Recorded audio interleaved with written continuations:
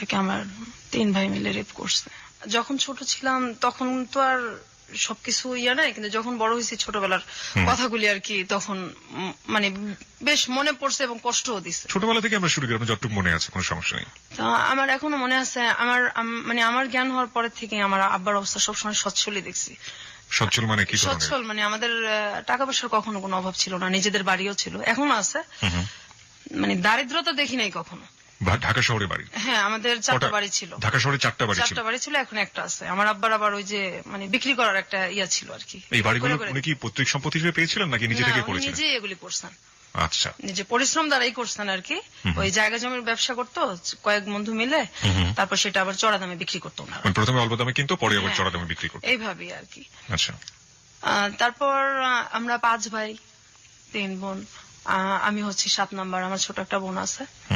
আমরা 2 বোন মানে স্কুলে পড়ি একসাথে। তো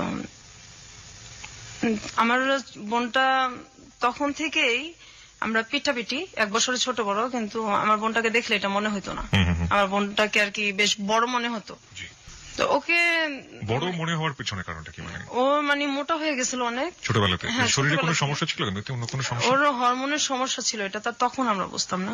আর আমার ফ্যামিলি কখনো ডাক্তারও দেখায় নাই, কিন্তু ওর সাথে আমার মানে বোঝা যেত না যে আমরা দুইজন এত মানে কাছাকাছি যে বয়স, মনে হতো অনেক ছোট বড় আর কি। ওকে বড় মনে হতো, আপনাকে ছোট মনে হতো? ওকে অনেক বড় মনে হতো। তারপর আমরা স্কুলে যাইতাম। আমার বাবা টাকার অভাব নাই, কিন্তু আমাদের কখনো ব্যাগই কিনা দেয় নাই। আমরা ব্যাগ ছাড়া বই নিতাম হাতে করে। আপনাদেরকে বই মানে কিনে দিত না? বই মানে স্কুলে তো পড়ি, প্রাইমারি স্কুলে, কিন্তু ব্যাগ যে নিব, বইটা যে নিব, ব্যাগ, সেই ব্যাগ আমাদের কিনা দেয় নাই। আমরা হাতে করে ব্যাগ নিতাম। কারণ আপনার সব সন্তানের প্রতি কি একই রকম আচরণ করতো নাকি? না, আমার ভাইদেরকে অন্যভাবে দেখতাম। আমার ভাইরা তো তখন অনেক বড়, কিন্তু এটা মানে শুরু এই যে বুঝি যে আর কি। আর একসাথে খাওয়াইতে গেলে সবসময় আব্বা মা ছেলেদেরকে পাশে রেখে বসায় খাওয়াইতো। আমরা বসলে আমাদের 2 বোনকে উঠাই দিত। কেন? আপনারা কখনো জিজ্ঞেস করতেন না যে কেন? হ্যাঁ, জিজ্ঞেস করতাম। কি বলতো?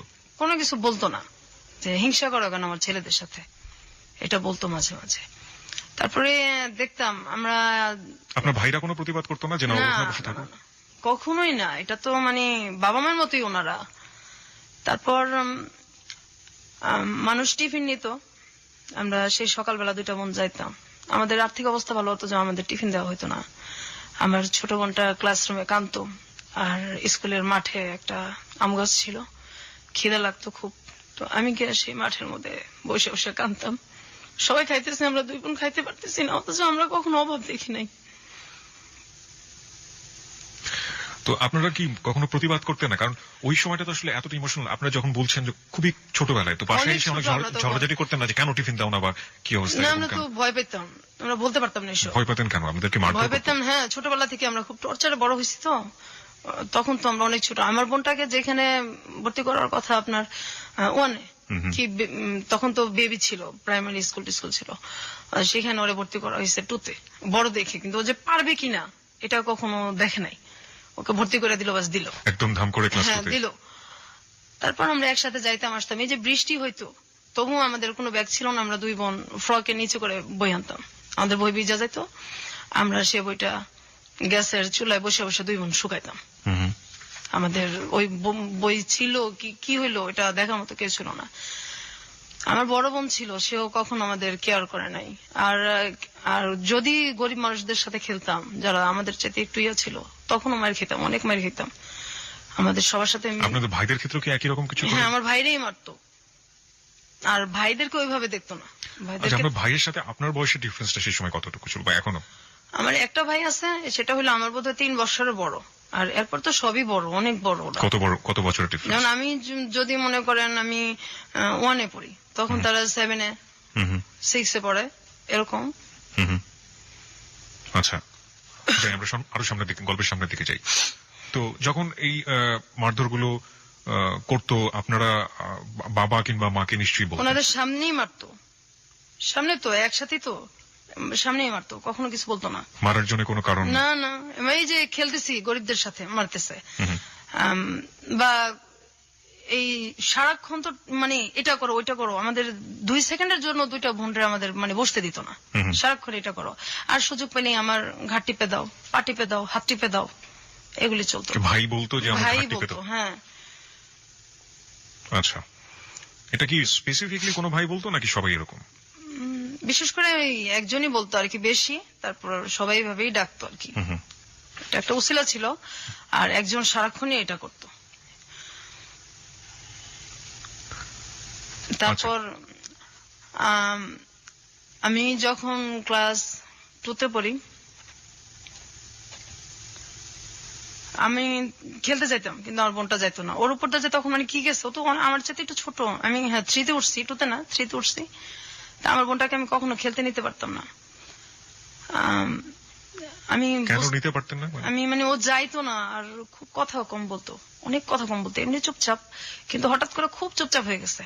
আমরা 2টা বোন একসাথে শুই, একসাথে বড় হয়েছি আমরা, কিন্তু ওই সময়টা আমার মনে পড়ে এখনো যে ওরে আমি বাইরে হঠাৎ করে নিতে পারতাম না। আপনার ভাই বোনকে একই সাথে খেলাধুলা করেছেন কখনো?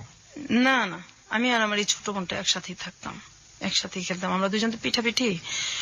তারপর আমি খেলতে যাইতাম, আমার বোনটা দূরে থেকে দেখতো, কিন্তু ও যাইতো না, ওরে আমি নিতে পারতাম না। জিজ্ঞাসা করলে কিছু বলতো না। পরে একসময় আমি বুঝতে পারি আমার বোনটাকে আমার 3 ভাই মিলে রেপ করছে। ওকে, আপনি এটা বুঝলেন, আপনি মানে কখন কিভাবে আপনি এটা বুঝলেন এবং কত বছর বয়স তখন আপনার? আমি তখন ক্লাস 3-তে পড়ি, 4-এ পড়ি। তখন তো কোনো মেয়ের একটা রেপ সম্পর্কে আইডিয়া থাকা উচিত না বা জানেই না ব্যাপারটা। আপনি তো পরবর্তীতে বড় হয়ে এটা জিনিসটাকে হ্যাঁ, বড় মূল্যায়ন হয়ে তো করেছেন, জিনিসটা আমি জানতাম। কিন্তু আপনি তখন কি দেখলেন আসলে? আমার বোন চুপচাপ হয়ে গেছে, আর শুধু বলতো যে আমার ওই জায়গাটা ব্যথা করে। এটাও আমার শরীরের একটা, আচ্ছা ঠিক আছে। আমার এই জায়গাটা ব্যথা করে। তো আমি তো এই জিনিসটা বুঝতাম না, তো বড় হওয়ার পরে বুঝতে পারছি। তো আপনি তাকে জিজ্ঞেস করেছিলেন যে কে এই কাজটা করেছে? হ্যাঁ, ও এটা আমাকে বলছে। আপনি তখন কি করলেন এটা জানার পর? এটা জানার পর আমি আমার বড় বোনকে বলছি। বড় বোন কি বলল? বিশ্বাস করা নাই, কোনো পাত্তা দেয় নাই কেউ ফ্যামিলিতে। এবং পরবর্তীতে এগুলির শিকার আমিও হয়েছি। এভাবে আমার বোনটা যখন ওর 10 বছর, এর মধ্যে ও বেশ কয়েকবার রেপের শিকার হয়েছে আমার ভাইদের। এটা ও কি করতো এই ধরনের ঘটনা ঘটার পরে? আপনি আপনার পরিবারকে বলেননি, আপনি বড় বোনকে বলার পরে আপনি আপনার বাবা মাকে বলেননি? তখন তো আমিও ছোট, জিনিসগুলো তো আমি বড় হওয়ার পরে মানে বেশি বুঝতে পারছি। আমিও তো তখন ছোট। একবার আমি মানে আমার বাবা মাকে বলছি জিনিসটা, আমি নিজেও বুঝি না, যতটুকু বুঝছি আর কি। তো বলছে তোমাদের জন্য কি আমার ছেলে বের করে দেবো? আমার ছেলেদের সাথে হিংসা করো, এই জন্য এরকম কথা বলো, আজে বাজে কথা বানায় বলো। বিশ্বাস করতো না, আর কিন্তু তারা শুনতেই চেত না, আমাদেরকে তো পছন্দই করতো না। হয়তো কেন এমন করতো জানি না, আমার তো আপন বাবা মা আর ভাই বোন তো সবাই আপন। ওই সময় আমাদের পাশে কেউই ছিল না। আমরা 2 বোন একসাথে বড় হয়েছি, অনেক কষ্ট করে বড় হয়েছি, পাশে কেউ ছিল না। তারপর আমার বোনটা এরকম হইতে হইতে কথা বন্ধ করে দিল আস্তে আস্তে। একদমই যখন কথা বন্ধ করে দিত তখন বন্ধই থাকতো কথা। কতদিন বন্ধ থাকতো? 2 মাস 3 মাস বন্ধ থাকতো কথা। অনেক মারলেও কথা বলতো না, কারোর সাথে কথা বলতো না, কারোর সাথে কথা বলতো না। আবার যখন বলতো তখন হয়তো কিছুদিন বলতো, এরপর আবার বন্ধ। তারপর ও হঠাৎ করে বিছনায় প্রস্রাব করতো। এটা ওর একদম আগে ছিল না, তারপর হঠাৎ করে এটা হয়েছে। ওর এই যে মানে ডাক্তার দেখানো দরকার, সেটা কেউ দেখাইতেছে না। তারপর ও চিল্লাচিল্লি করতো, খুব কষ্টে চিল্লাইতো, এগুলি বলতো। সেটার ওকে সাপোর্ট দেওয়ার মতো তো কেউ ছিল না, আর আমিও ছোট। তারপর ওই যে ভিজা কাঁথা, এগুলির ওইভাবে উল্টায় রাখতো, আবার ওইটার মধ্যে এসে শুতো। এত শীত। আপনার মা কি করতেন? আমার মা কখনো আমাদের কেয়ার করে নাই। আমরা যদি কষ্ট পাই বলতাম, আমার মা একটাই কথা, আমার ছেলেদের সাথে হিংসা করো, তোমাদেরকে কি ভালোবাসি না, ভালোবাসা কি বড় করতেছি না? এরা কি ভালোবাসা? আপনি তো 2 নজরে দেখতেছেন, আমাদেরকে এত কষ্ট দেন, আমরা কোথায় যাবো? আমাদের তো কেউ নাই। আপনি আমার ভাইদেরকে একভাবে দেখেন, আমাদের 2টা বোনকে একভাবে দেখেন, কিন্তু আমার বড় বোনকে ওনারা এইভাবে বড় করে নাই। আমার বড় বোনকে ওনারা অনেক ভালোবাসা বড় করছে। আমাদের 2 বোনের বেলায় এরকম হয়েছে। তারপর আমার বোনটা যখন ক্লাস 5-এ পড়ে, 5-এ পড়ার পরে একদমই বিছানায়, প্যারালাইজ না, কিন্তু বিছানার মধ্যে গোসলও করতে পারে না, হাঁটতেও পারে না, নিজে হাতে খাইতেও পারে না। এখনো ওকে আমার বড় ভাবি খাওয়াই দেয়, গোসল করায় দেয়। আর তখন আমার বড় ভাবিটা তখন এরকম ছিল না, পরে আস্তে আস্তে মানে আমার মায়ের চাইতে বেশি ভালোবাসে। আমরা মেন ট্রিটমেন্টে যায়নি যে সময়টা এরকম হলো? না, আপনার পরিবার ট্রিটমেন্টে যায়নি? না, কখনোই না। কোনো ধরনের ট্রিটমেন্ট করে না, কখনোই করে নাই। তো ও তো অসুস্থ হয়ে পড়লো 93 সালে। This track was downloaded from FusionBD.com. 93 সালে একদমই বিছানায় পড়ে গেল। তখন ওর বয়স কত? তখন ওর মনে হয় কত হবে, 93 ও ক্লাস 5 পড়ে। আচ্ছা, বয়সটা ওটাই কি ওর শেষ পড়া ছিল? পরের পড়াশোনা করতে না, হয়? এরপর তো একদম বিছনায়, আচ্ছা, একদম নিজে খাইতে পারে না, নিজে গোসল করতে পারে না, বিছানা থেকে ওরে ধইরা উঠাইতে হয়। কিন্তু ওর ভিতরে তো এই কষ্টগুলির কারণে ও আর কি এরকম হয়ে গেছে। তার মধ্যে ওর প্রচন্ড মোটা হয়ে গেছে। তো একবার ডাক্তার দেখানো হয়েছে, ডাক্তার বলছে ওর মানে ওর শরীরে হরমোন অনেক বেশি। আর যেটা হলো যে ওর খুব মাথা ব্যথা করতো। ওর যখন মানে কান্নাকাটি করতো তখন আমার বাবা মার কাছে আসতো না, কিন্তু আমাদের পাশের পাশের সব মানুষ চলে আসতো। এত রাত্রে এইভাবে কে কাঁদে, পাশের পাশের অনেক লোকজন চলে আসতো, কিন্তু আমার বাবা মা পাশের রুমে থাকতো, ওনারা কোনোদিন আসতো না, আইসা কখনো পাশে বসতো না। কোন সময়ই আমাদেরকে মানে অসুখ হইলে আমার বাবা মা কখনোই কাছে আসেনি, কিন্তু আমার ভাইদের যদি অসুখ হইতো তারা পাশে যাইতো, ফল নিয়ে বসে বসে খাওয়াইতো। তারপর আমার বোনটা যখন একদম পড়ে যায় অসুস্থ অবস্থায়, তখন আমার এই ভাবি ওরে এই শুরু করে টানা আর কি। আমার ভাবিটা এমন দিন গেছে যে আমার মানে দুধ জাল দিচ্ছে, ছেলেদেরকে খাওয়াইতো, আমার মা বাবা খাইতো, কিন্তু আমাদের দুই বোনকে কখনোই দিত না। এই দুধ যে মানে খাওয়াটা, আমাদের বাসায় সবসময় দুধ রাখতো, আমার ভাবি আমাদেরকে খাওয়ায় মেন। আমরা ভাবির কাছ থেকে এটা শিখি। আর মায়ের ভালোবাসাটা আমার বড় ভাবি দিছে আমাদেরকে। পরবর্তীতে আমার সেজ ভাবি আসছে, উনিও এখন আমাদের আদর করে। কিন্তু আমার বোনটা এখন অসুস্থ। আমার বাবা আমার বোনটার কখন এই চিকিৎসার কথা বলে খুব রাগারাগি করে। একবার কিভাবে যেন অনেক ঝগড়ার পর আমার বোনটাকে ডাক্তার দেখানো হয়েছে। তো ওই যে ডাক্তার উনি বললো যে হরমোন বেশি, এটা ট্রিটমেন্ট আমি করব। আর ওর সিটি স্ক্যান করা হয়েছে, ওর মাথায় কোনো সমস্যা নাই। ওর মেন হলো তোমার মানসিক ডাক্তার দেখাতে হবে। এটা দেখাইলে তারপর ধীরে ধীরে যদি ঠিক হয়, এর মধ্যে এছাড়া ওর কোনো আর ইয়া নাই। তো চিকিৎসাটা মনে হয় 2-3 বছর চলছে। তারপর আমার এক ভাই বলছে না, ওকে পাগল নাকি, ওর মানসিক ডাক্তার দেখানো লাগবে। তারপর এই কথা বলার পর ওর চিকিৎসা বন্ধ হয়ে গেছে। আমার আব্বা ওকে আর কোনোদিন ডাক্তার দেখা নেই।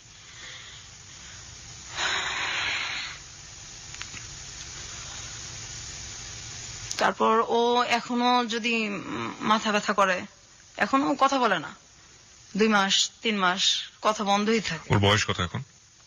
এখন ওর বয়স তো আমার 2 বছরের ছোট, ওর 28-27 এরকম চলে। ঈদ আসলে নতুন কাপড় ওরে দেওয়া যায় না। পড়ে না? না। ও কি করে? ও মানুষের সাথে কথা মানে মানুষকে দেখলেও কি করে? খুব ভয় পায়। আত্মীয় স্বজন বাড়িতে আসলে ও বাথরুমে গিয়ে লুকায় থাকে ঘন্টার পর ঘন্টা। বের হয়। আপনি বলছিলেন যে আপনি ফার্স্ট টাইম জানলেন যখন আপনি ক্লাস 4 পড়েন, তখন সে তার ভাইতে তার রেপ।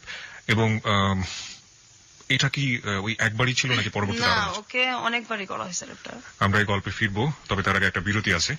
বিরতির পর শ্রোতা যারা শুনছেন তাদের উদ্দেশ্যে আমরা বলতে চাই, আমরা ফিরে আসছি আজকের হ্যালো 8920 গল্পতে। এবং সবকিছু আসলে জীবনের গল্প, জীবনে সবকিছুই সম্ভব, এবং যা হয়েছে আজকে তা আসলে অসম্ভবের চেয়ে অসম্ভব। এই অসম্ভব গল্প আপনাকে শেষ পর্যন্ত আমরা বলতে চাই, এবং বলার পর এটা আসলে একটা মেসেজ। আমাদের পরিবারে নারীরা কিভাবে নির্যাতিত হন নিজের মানুষের দ্বারা, নিজের একেবারে রক্তের সম্পর্কের মানুষের দ্বারা, সেখানেও যে আসলে নারীরা অনেক সময় নিরাপদ না, সেটাই আমরা আজকের গল্পে তুলে ধরার চেষ্টা করছি। আমরা ফিরবো বিরতির পর, আশা করছি আমাদের সঙ্গেই থাকবেন। আরেকবার নাম্বারটি মনে করে দিতে চাই, 91156689115668। এটা হচ্ছে আমাদের নাম্বার। এখানে ফোন করতে পারেন আপনি। ফোন করার পর আপনি আপনার নাম এবং সেল নাম্বারটি বলবেন, তারপর আপনার যা বলার আছে আপনি বলবেন। এছাড়া ফেসবুকে আমাদের একটি পেজ রয়েছে, সেখানেও আপনি যোগ দিতে পারেন, আপনার অভিমত জানাতে পারেন। ফেসবুক পেজটি হচ্ছে facebook.com/hello8920। হ্যালো বানানে ডাব্লিউ নেই।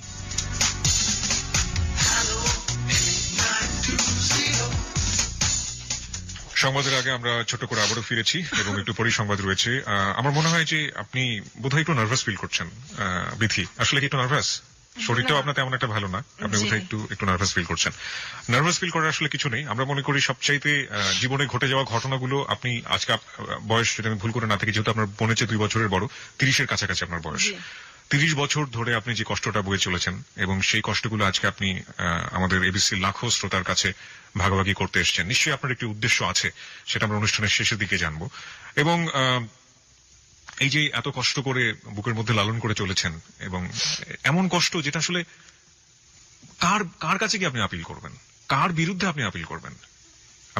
আপনার অনুভূতিগুলো কি ঠিক এরকম না যে ভাইয়েদের কাছ থেকে আপনি আপনার বোনের কথা বলছিলেন, আপনার নিজের ক্ষেত্রেও কি এরকম ঘটেছে? অবশ্যই। একই বয়সে আপনার ক্ষেত্রে এরকম ঘটেছে? হ্যাঁ, আমার একই বয়স হয়েছে, আবার আমার পরেও হয়েছে, কিন্তু পরে ওর হয় নাই আর কি। হুম। তো আমি যখন 2তে পড়ি, তখন আমার ভাই একটা আমাকে ডাক দিয়ে বলতেছে যে এই ঘরে আসো, ওই এক গ্লাস পানি দিয়ে যাও। আমি তো ছোটবেলা থেকেই খুব ভয় পাইতাম। কোন ভাই আপনার? এটা আমার সেজো ভাই, একজনই? একজন আর কি। হুম। তো ডাক দিতেছে, তো আমি গেছি পানি নিতে। তারপর এটা তো আসলে তখন বুঝি নাই, বড় হয়ে বুঝতে পারছি। তখন আপনি ক্লাস 2তে পড়েন? 2তে পড়ি। তারপর আমি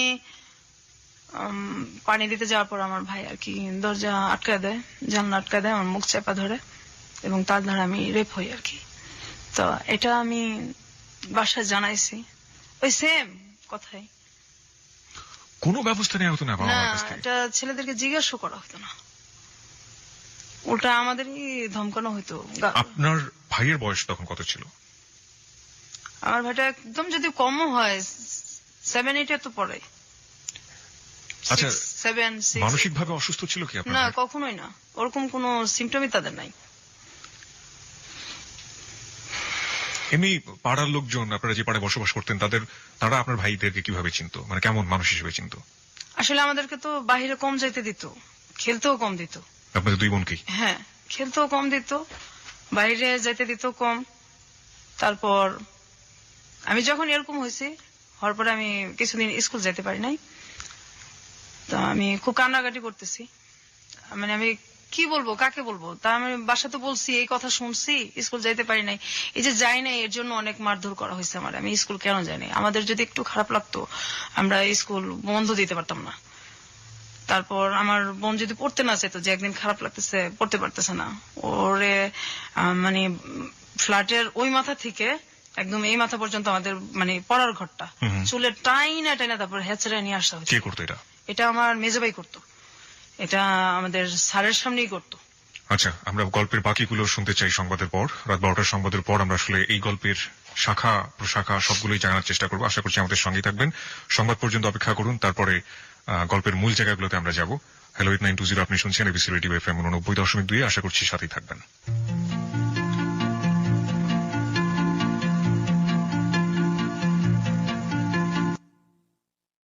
এই গানে বন্ধু শারমিনের সাথে লা ক্লাসিকে প্রতি সোমবার দুপুর 12টার খবরের পর শুধুই এবিসি রেডিওতে।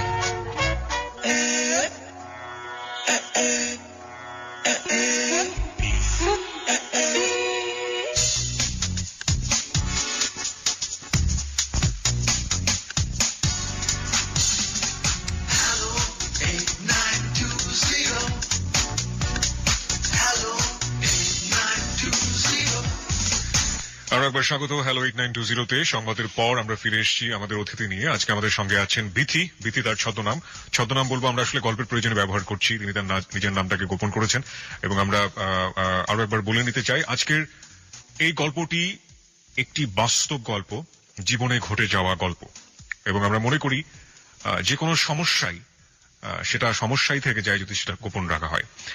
এবং আসলে আমি বিথিকে শেষের দিকে জানতে চাইবো যে আসলে 30 বছর ধরে যে দুঃখটা আপনি গোপন করে রেখেছেন, সেটা আপনি কেন আজকে আমাদের সাথে শেয়ার করতে আসলেন, এবং শেয়ার করলে যেটা সমাধান হয়ে যাবে ঠিক তা না, তারপরেও তিনি আমাদের কাছে এসেছেন, কারণ আমরা বিশ্বাস করি হ্যালো 8920 হচ্ছে মন খুলে কথা বলার প্ল্যাটফর্ম। জীবনের যে কোনো গল্প সেখানে বলা যেতে পারে। বিথি, আমরা সংবাদের বিরতিতে যাওয়ার আগে আপনার কাছ থেকে জানছিলাম যে কিভাবে আপনারা ফ্যামিলিতে অ্যাবিউজ হয়েছেন, এবং আপনার ভাইরা যেটা করেছে, এবং আপনার বাবা মা সেখানে কোনো ধরনের কোনো ভূমিকাই নেয়নি। আপনি আপনার বোনের কথা বলছিলেন, আপনার বোন। তা আমার বোন তো এই যে এরকম হলো, তারপর আমার বাবা মা তো কোনো কেয়ারই নাই, অসুস্থ হয়ে পড়লো। কিছুদিন ওর চিকিৎসা চলার পর আমার ভাইটা যখন বললো, তখন তো চিকিৎসা বন্ধ হয়ে গেছে। বন্ধ হয়ে যাওয়ার পরে তো মানে আমিও এটা নিয়ে অনেক ঝগড়া করছি, আমার ভাবিরা করছে, এবং আমার যে বড় ভাইটার পরে যে মানে আমার যে সেজো ভাইটা, ওই ভাবিটার দেশের বাড়ি হচ্ছে চাঁদপুর। ওনার 2টা বাচ্চা আছে। ওনার হাজবেন্ড আমাদের সাথে সেম কাজটাই করছে। আমার ওই ভাইটা তখন 9-এ পড়ে, ও তখন বড়। আর হাজবেন্ড মানে হচ্ছে আপনার ভাইয়ের বাইরেও? না, আমার মানে বড় ভাইয়ের পরে যে ভাইটা বিয়ে করছে আর কি, একটা গ্যাপ মাঝখানে ভাই, তারপরে যে ভাইটা বিয়ে করছে ওই ভাবিটা ভালো।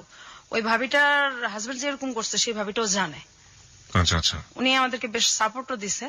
উনি ওনার হাজবেন্ডকে কখনো জিজ্ঞেস করেছেন আপনার জানা মতে যে তুমি এই ধরনের কাজ কেন করেছো? না, এটা বলতে সাহস পায় না, খুব ভয় পায় ভাবি। ওনারা কি মারধর করেন বউদেরকে? না, ওরকম তো কখনো দেখি নাই। আর এমনি খুব ভালোবাসে, ভাবির সাথে কখনো খুব একটা লাগালাগি হয় না, বাচ্চাদের নিয়েই হয় আর কি। আচ্ছা। মাঝে মাঝে ওর নিজের বাচ্চার সাথে, দুইটা ছেলে যে আছে, ওই আমাদের সাথে যেরকম মানে টর্চারটা করতো, যে হাসি খুশি থাকাটা বোধহয় দেখতেই পারে না। কি ধরনের টর্চার করতো? গায়ে হাত তো তুলতো, এছাড়া কি ধরনের টর্চার করতো? তো আমার ধরেন আমি ওই যে স্কুলে যাব ছোটবেলা, আমি আমার বোনের ইয়েটা আগে শেষ করি। জি। আমার বোনটা তো অসুস্থ হয়ে গেল, তারপর চিকিৎসা বন্ধ, ওর মাথা ব্যথার জন্য আশেপাশে মানুষ চলে আসতো, বাবা মা তো কখনোই আসতোই না। আর আমার ভাইরা ওর চিকিৎসা বন্ধ, যে ও কি পাগল নাকি, ওর তুমি মানসিক ডাক্তার দেখাবা, আর মোটা হয়ে গেছে, ডাক্তার বলছে হরমোনের ট্রিটমেন্ট করলে এটা ঠিক হয়ে যাবে, না হয় এটা ওর অনেক সমস্যা হবে। আমার বাবা বলছে এগুলি কোনো কিছু নাই, মোটার জন্যই সমস্যা সব। এবং আমার ভাইরাও এটাই কথা। আর আমাদের সংসারটা তাই হয় যে আমার ভাইরা বলে আর কি, আমাদের কোনো ভ্যালু নাই, আমরা দুই বোন কোনো ব্যাপারে কোনো মন্তব্য দিতে পারি না, আর আমাদের যেভাবে চালাবে ওইভাবেই। আমার বাবা টাকা নাই, কিন্তু আমার দুই বোনের যে কাপড় চোপড় গায়ের, এটা কখনো মানে দিত না, কাপড়েও আমাদের খুব কষ্ট দিত। আর আমাদের কোথাও যে চিড়াখানা বা বাচ্চাদের যে ঘোরার যে জায়গাগুলি, ঈদ আসতো বা এমনিতে, আমাদের কোথাও কেউ নিয়ে যায় নাই কোনোদিন, আমার আব্বাও না।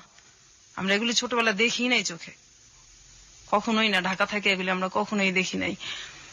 তারপর কাপড় চোপড় যদি কোথাও যাইতে হতো, আমার এখনো মনে আছে, আমরা একটা জায়গায় যাব, তো আমাদের কোনো কাপড় নেই, আমাদের পাশের বাসার একটা মেয়ের কাছে গিয়ে আমার জামা চায় নিয়ে আসতে হয়েছে।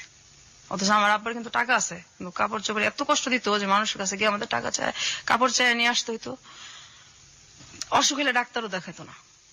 আমাদের ছোটবেলা টাইফয়েড হয়েছে, পরে ডেঙ্গু জ্বরও হয়েছে, আমার ডাক্তার আমার আব্বা দেখেন, আমার গলার চেন বিক্রি করে আমার চিকিৎসা করা লাগছে। আমার ছোট বোনেরও সেম অবস্থায়, ওর মাঝে মাঝে পা ফুলে যায়, একদম পা ফুলে, গালটাল ফুলে যায়, খুব কান্নাকাটি করে। আমার আব্বার কোনো খারাপই লাগে না। আর আমার আব্বার কিন্তু একটু বাইরের মহিলাদের প্রতিও আছে, দুর্বলতা আছে, আসা যাওয়াও আছে। আমরা যখন খুব ছোট, আমার মা আর আব্বা দুজনেই কিন্তু মানে মরিদ হয়েছিল, আমাদের বাসায় গান হইতো, পীরের মরিদ গান বাজনা হইতো, আমরা এটা পছন্দ করতাম না। তখন খুব আমার মা মানে কোনো কিছু নিয়ে যদি রিয়াক্ট করতাম, খুব গালাগালি করতো, আব্বাও সেম, আর ভাইরা তো আছেই। আমাদের বাসায় অনেক লোকজন আসা যাওয়া করতো, এটা আমরা কখনোই পছন্দ করতাম না।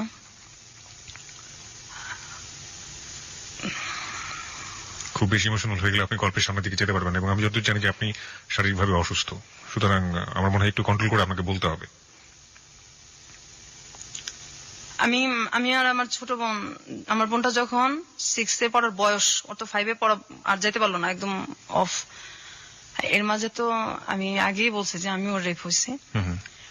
তারপর আমি যখন, আমার বোনটা অসুস্থ শুয়ে আছে, আমার মাকে আর কি একটা ছেলে ধর্মের মা ডাকে, তো উনি আমাদের বাসায় আসে অনেক রাত্রে।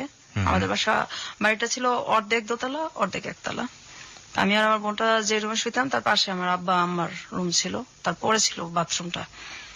তো ওই লোকটা রাত্রে মানে আসে আমাদের বাসায়, আসার পরে আমার আব্বা আর মা আমার ভাইদের সাথে ওরা শুইতে না দিয়ে, আমাদের কিন্তু জায়গা আছে, ড্রয়িং রুমও আছে, আমাদের রুমে পাঠাই দিছে আমাদের সাথে শোয়ার জন্য।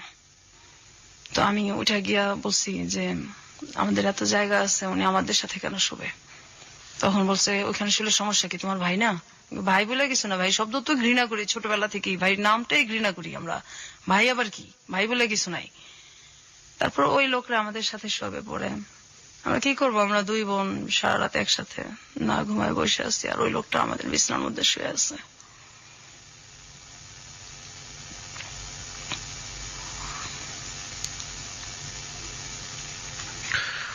ওকে, আমরা একটু সামনের দিকে যাই। তারপর আমি কিবরিয়া ভাই যখন মানে ঘুমায় থাকতাম, আমরা দুই বোন মানে এখনো দিনের বেলা ঘুমাই না, কখনো দিনে ঘুমাই না, ওই পায়ের শব্দ মনে হয় যে এখনো কানে বাজে। যখন ঘুমায় থাকতাম, আমার ভাইরা ঘুমন্ত অবস্থায় এসে গায়ে হাত দিত। আমার ওই ভাইটা তখন 9-10-এ পড়ে, আমি তখন ক্লাস 6-এ কি 5-এ পড়ি। ঘুমন্ত অবস্থায় এসে গায়ে হাত দিত, চিলাচিলি করতাম, কান্নাকাটি করতাম। পাশে আমার মা আছে, আমার আব্বাও আছে, মনে হয় যে শুনেই নাই কিছু, কিছুই শুনে নাই। ভয়ে কখনো শুইতামই না, মানে রাতটা। আর মাঝখানে আমাদের যে দরজাটা ছিল এটা মানে আটকানো যেত না, এটা আমার আব্বা কখনো ঠিক করে দিত না। তাহলে হয়তো আমরা ওই বয়সটা একটু সেফ থাকতে পারতাম আর কি। এটা কখনো ঠিক করে দিত না, কিন্তু ছেলেদের যদি কোনো সমস্যা হতো সেটা সাথে সাথে ঠিক হয়ে যেত। এটা এখনো হয়, ছেলেদের সব সমস্যার সমাধান সাথে সাথেই করা লাগবে। আমাদের কোনো সমস্যার মানে কোনো সমস্যাই নেই তাদের কাছে। ঈদ আসলে আমার আব্বা মা আমার ভাইদেরকে ডাক দিয়ে তাদের পাশে বসে খাওয়ায় না। আমরা যদি দুই বোন পাশে গিয়ে বসি, আমাদের উঠায় দেয়, তুমি উঠো, ও এখানে বসবো, ও এখানে বসবো। আমার ভাইদের কথা বলে, কিন্তু আমাদেরকে বসতে দেয় না। আমাদেরকে তখন কষ্ট হয় না?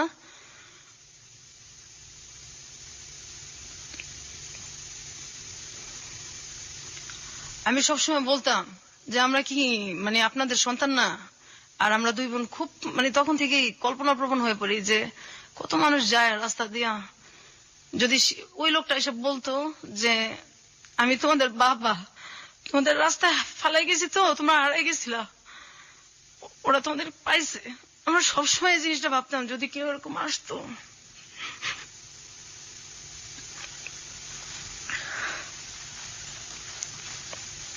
আমি যখন ক্লাস 5-এ পড়ি, আমি স্কুল থেকে আসলাম, আমার তখন রেজাল্ট বের হয়েছে। আমি বাসায় এসে দেখি আমার যে বড় ভাইটা, আমার বড় ভাইটার বয়স তখন সম্ভবত 30-35-এর কাছাকাছি। আমি তখন ক্লাস 5-এ পরীক্ষা দিয়ে আসলাম, ফাইনাল রেজাল্ট নিয়ে আসছি বাসায়। আমি এসে দেখি একটা আমার বড় ভাইয়ের মতো কি তার চেয়ে একটু বড় এরকম একটা লোকের সাথে আমার বিয়ে ঠিকঠাক আমার বিয়ে দিয়ে দিবে। মানে আমি তো খুব কান্নাকাটি করতেছি, আমার ছোট বোন, আমরা অনেক কান্নাকাটি করতেছি, আমার দুইটা মামাতো ভাই, ওরা বলতেছে এটা কেমন কথা, এত বয়স্ক লোকের সাথে আর ও পড়ে, কিসের অভাবটা কি যে ওরা বিয়ে দিয়ে দিবে।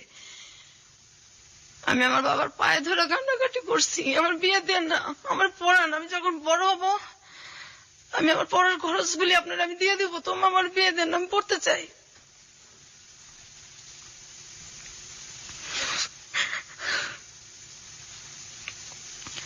আমার ছোট বোনরা বলতো আমার তো চিকিৎসা করেন না, ওরে পড়ান, ওরে দেখেন। আমার ভাবিরাও বলতো, আমার বড় ভাবিটাও বলতো।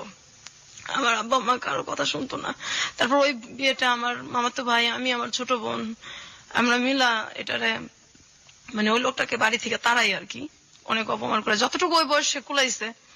আর এই জন্য আমার যে ভাইটা বেশি টর্চার আমাদেরকে করছে, ওই ভাইটা আমাদেরকে অনেক মারছে ওদিন রাত্রে।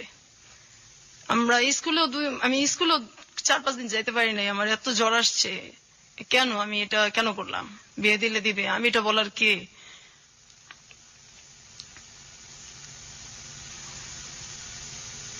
তারপর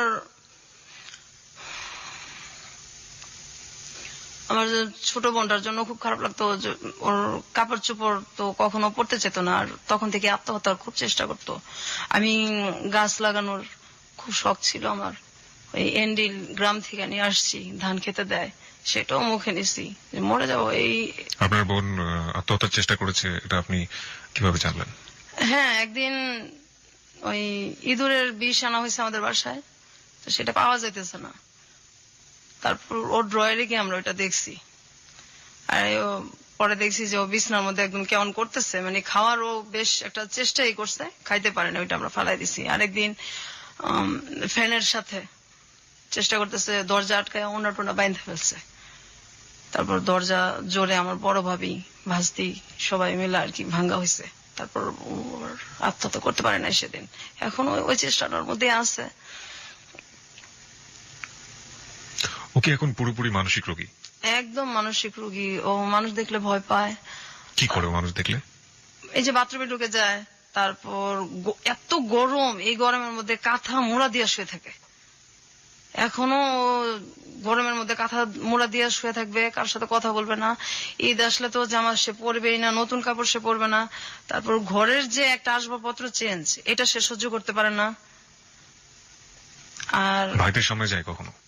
কিসের? আপনার ভাইদের সামনে কখনো যায়? বা ভাইরাও এক বাড়িতেই তো, সামনে পরেই আর কি। কোনো মানে উদ্ভট আচরণ করে? কথা হয় না, খুব একটা কথা হয় না, আর তো সহ্য করতে পারে না। আর না মানে রিয়েক্ট তো এখন আর হয় না, করে কি করবে, কোথায় যাবে? আমি চলে নিয়ে আসবো, আমার যে ছেলেটার সাথে এখন বিয়ে হয়েছে, ওটা তো আমি আমার বোনকে তো আমি একসময় আনতেই পারবো, কিন্তু চিকিৎসা যে আমি করবো সেই অ্যাবিলিটিটা আমার এখন নাই। আপনার বাবার তো অনেক টাকা আছে, তারা সে এখন পর্যন্ত চেষ্টা করছেন না, তারা করবেও না। আমার আব্বা বলছে আমি যে কদিন বাচ্চা আছি এভাবেই চলুক, আমার চিকিৎসা আমি করতে পারবো না। আমার একটা ভাই আছে, হয়তো সে মাস্তানি টাস্তানি একসময় করছে। আমরা ছোটবেলায় দেখছি, আমি যখন 6-এ পড়ি, 6-7-এ পড়ি, সে রাত বিরাত বাসায় আসতো 3টা 2:30টা। আমার আব্বা কোনোদিনও কিছু বলতো না। তো ওই দরজাটা গেটটা আমার খুলতে হইতো বেশিরভাগই। বাসায় যদি পুলিশও আসতো আমারই খোলা লাগতো, না খুললেও সমস্যা আছে, না খুললেও থাপড়াইতো দুইটা। তো ওরে এই যে জেলখানায় যাইতো বা থানায় যাইতো, এক রাতে আমার ছেলেটা মারবো, ব্যথা পাইবো, 40,000 টাকা দিত রাত্রে, 50,000 টাকা দিতে এক রাতের জন্য থানায়, আমার ছেলেটারে যাতে না মারে। তো ছেলের জন্য এত কষ্ট লাগতেছে, একদিন থানায় থাকবে, মেয়েদের জন্য কষ্ট লাগে না। তারপর আবার ছোট নিয়ে আসতো লাখ লাখ টাকা দিয়া, অথচ আমার বোনটার চিকিৎসা হয়ে যায় এই টাকা দিয়া। করবে না? কষ্ট লাগে না? মায়া লাগে না? কি করবে?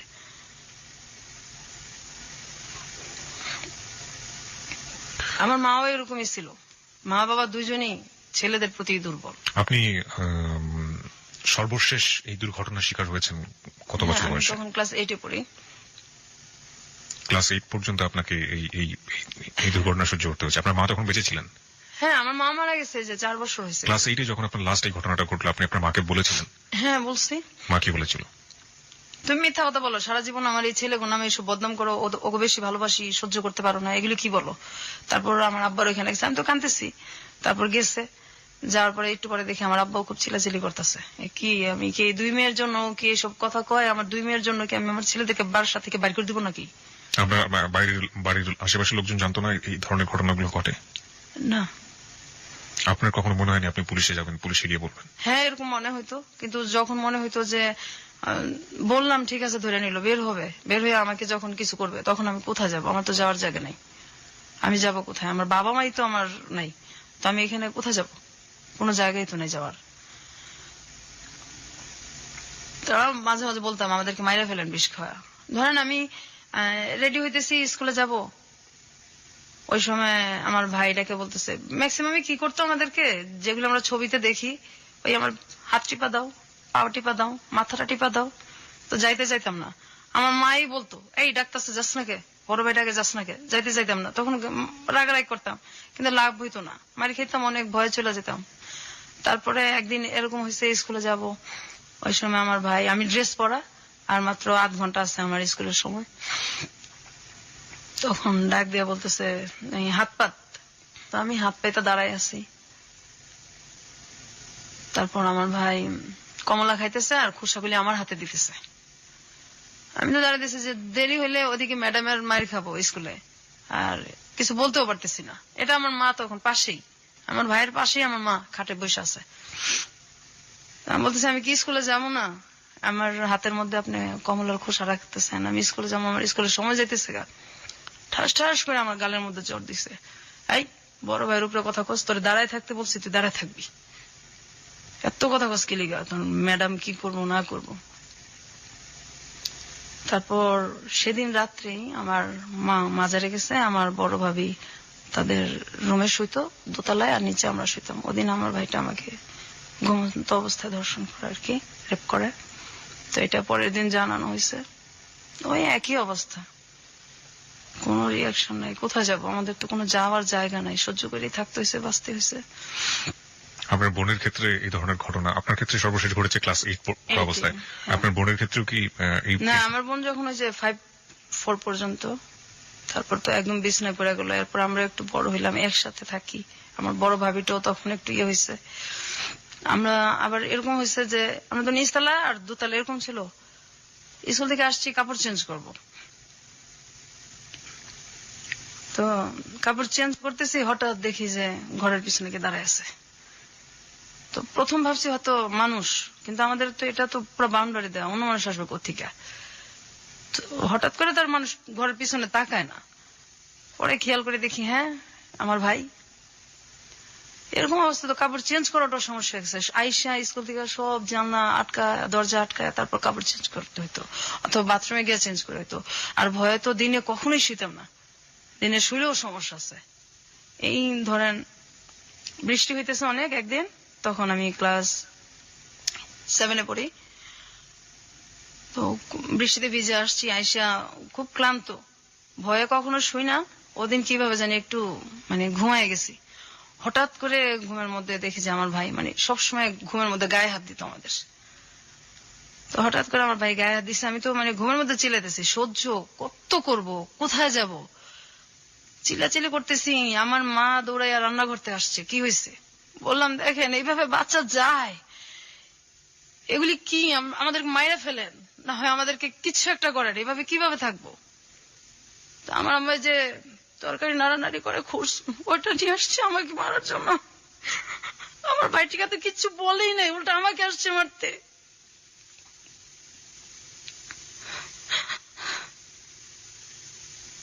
This track was downloaded from FusionBD.com.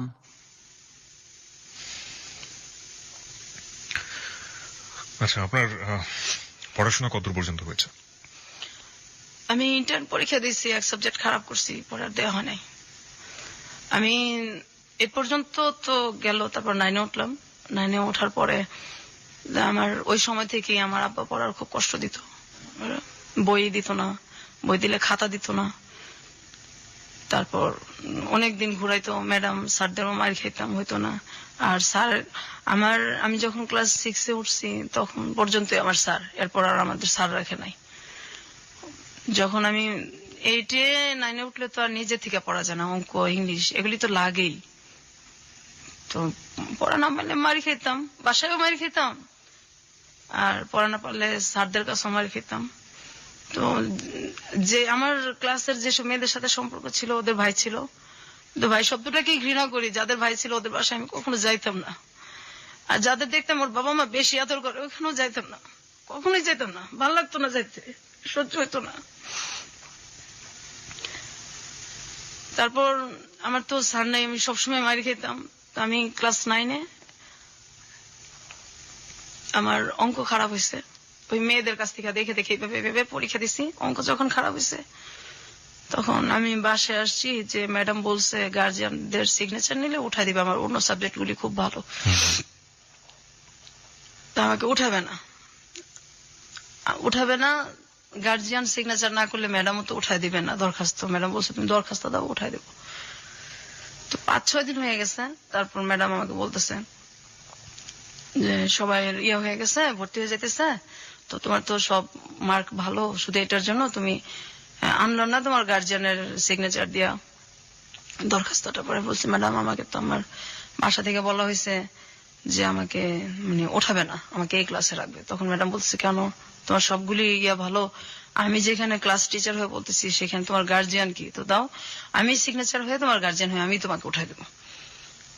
তারপর ম্যাডাম, আমি তো আর বুঝতে পারি না, আমি খুব খুশি হয় আর কি, ম্যাডামের সিগনেচার দিয়া তারপর আমাকে উঠায় দেওয়া হয়। তো আমি পরের দিন এসে আমার আব্বাকে বলি আর কি যে আমার নতুন বইটি লাগবে, আমার উঠাই দিছে ম্যাডাম। এই কথাটা শোনার পর আমার যে বেটা মানে বেশি টর্চার করছে আমাদের, ও এসে ঠাস ঠাস করে আমার গালের মধ্যে চড় দিছে, এত পণ্ডিত কেন, আমি উঠাবো না, ম্যাডাম তোরে বলবো কেন, আর ম্যাডাম বললে তুই উঠাবে কেন, তুই কস নাই আমার কথা। হ্যাঁ বলছি তো, আমি উঠবো না কেন, আমার তো সবগুলিতে রেজাল্ট ভালো। আমাকে কিবরিয়া ভাই এত মারছে, আমি মনে 10-12 দিন আমার জ্বর ছিল।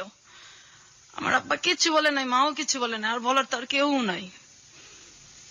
তারপর তো স্কুলে গেছি আসছি, তো ওই এক সাবজেক্ট আমার সবসময় খারাপ হতো।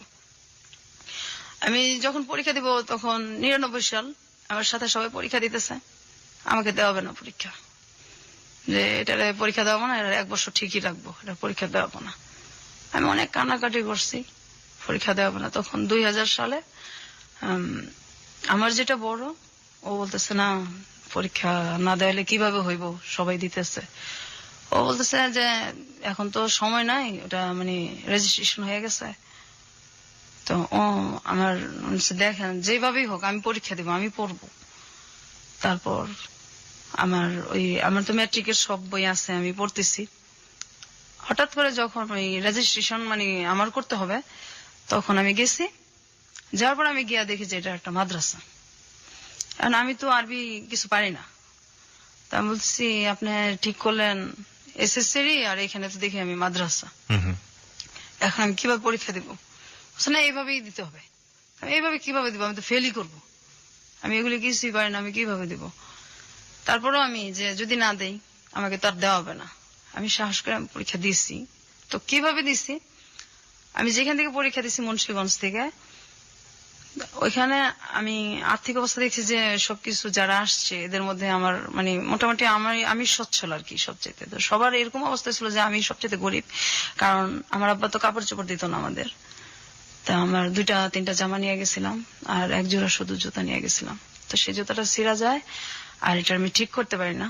তা আমার একটা ভাই একদিন যেটা আমাকে পরীক্ষাটা দেওয়াইলো, ওরা আমি বলছি আপনার কাছে টাকা আছে, আমার একজন স্যান্ডেল কিনা দেন না, পরীক্ষা দেওয়ার সমস্যা হবে। তখন আমার 3টা পরীক্ষা হয়েছে।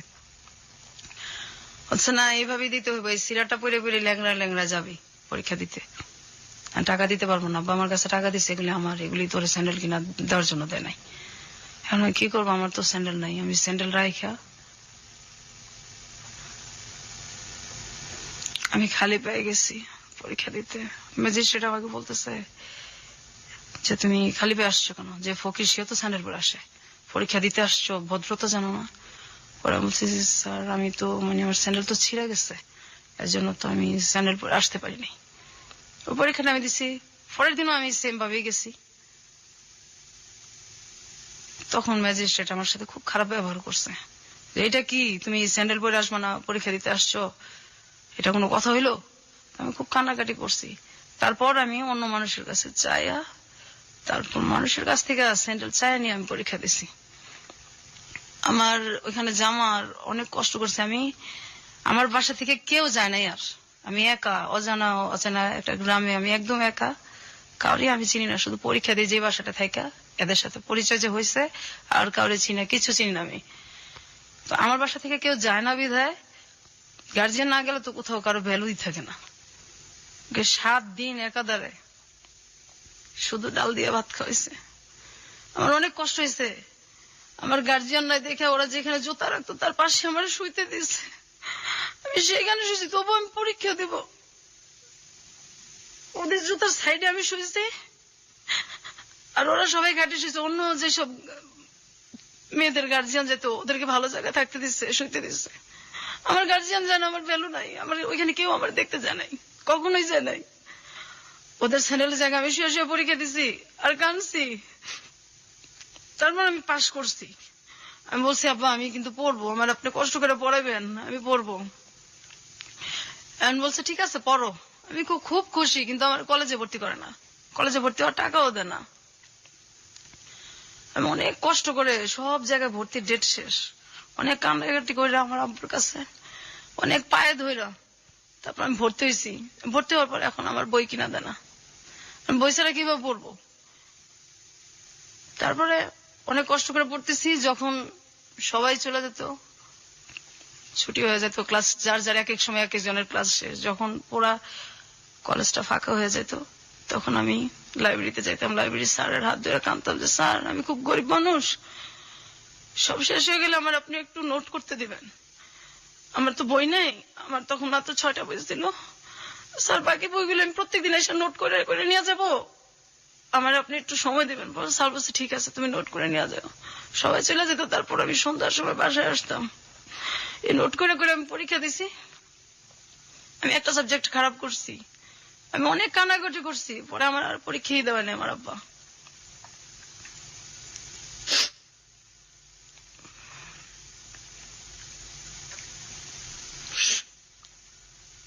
পৃথিবীতে সবচেয়ে মধুর সম্পর্কগুলো হচ্ছে প্রথমত রক্তের সম্পর্ক, কারণ বাবা ভাই মা এই সম্পর্কগুলো আসলে এই সম্পর্কই, এই সম্পর্কের ক্ষেত্রে কোনো কিছু চিন্তা করে না। কিন্তু আজকে যে ঘটনাটা আমরা শুনছি,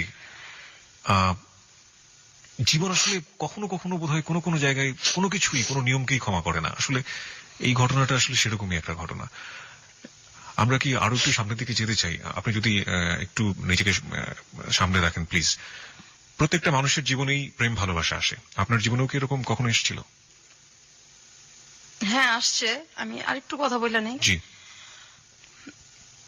আমি কিন্তু এই যে বড় হয়েছি, কোথাও বেড়াইতে যেতে পারতাম না, আমার ভাইরা বেড়াতে যেতে দিত না, পিকনিকে যেতে দিত না, আমার আব্বাও এটার কোনো কিছু করতো না, কখনো বেড়াতে যেতে পারতাম না, কোথাও দাওয়াত হলে যেতে পারতাম না।